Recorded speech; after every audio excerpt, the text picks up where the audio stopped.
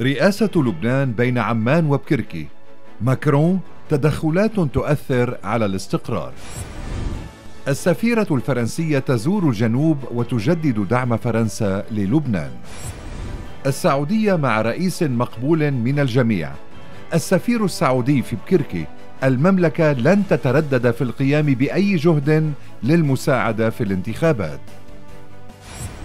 معوض: لم أتواصل مع الحزب.